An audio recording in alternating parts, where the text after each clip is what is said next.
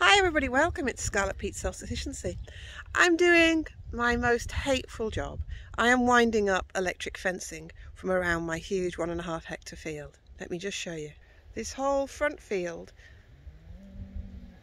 was where we had pigs this year, and we're going to have lucerne on it this coming year. And to keep the pigs in, we had electric fencing. And there's my spools to wind it up. But in my husband's wisdom, he went through all the weed trees over there. So I've got a huge job on my hands. But I just looked down and had quite a laugh to myself. I smelt something. That familiar smell of perfumey, strange marijuana, basically, marijuana. And I looked down and I am surrounded by it. No wonder the pigs were happy. Do you want to see it all? So here's one variety. It's all dried up now. Let's see. Ooh, that one smells extremely strong.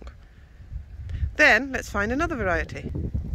Here we have a much shorter one. Now, I know nothing about marijuana other than it smells horrible to me and that it does happy things to people, including my horses who come to choose to eat it.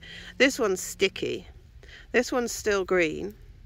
And they're quite short to the ground, as you can see. And here's some more. These are of differing heights.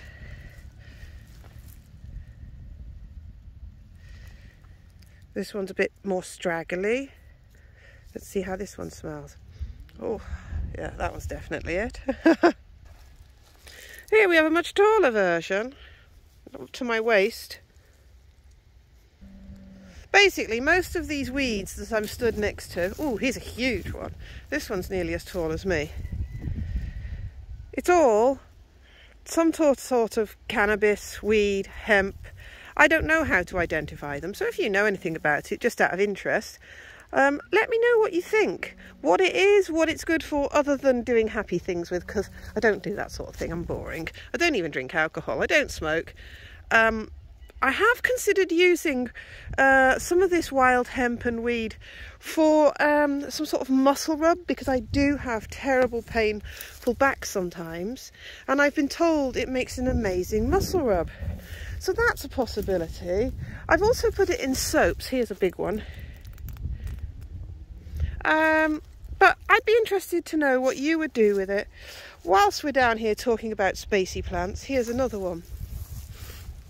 This one we have to handle with great care, not just because it's pokey, because you can die from handling it, or you can have a really huge trip, or you can have no trip at all.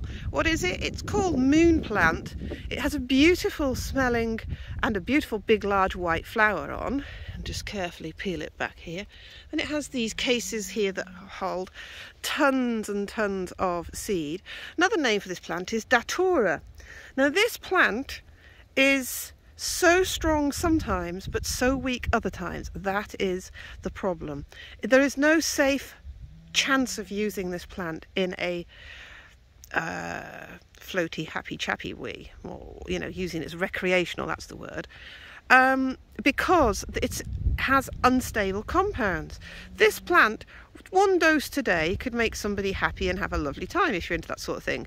But that same dose tomorrow of the next plant could actually kill you. It is that dangerous. I hate this plant for one reason: it spreads everywhere and I have to pull it up. And I also love the flowers and the perfume. But the problem is, one day, I'll tell you a little funny story. I thought, oh, I'll just go pull this plant up out of the pigs. I don't need to take care. It's just a rumour. It's going to make you be a bit weird if you touch it, and get the sap on my hands and ingest it that way. So I pulled up hundreds and hundreds of these things in the plants in the pigs area. Well, do you know, the pigs started talking to me? Yeah, they did, honest.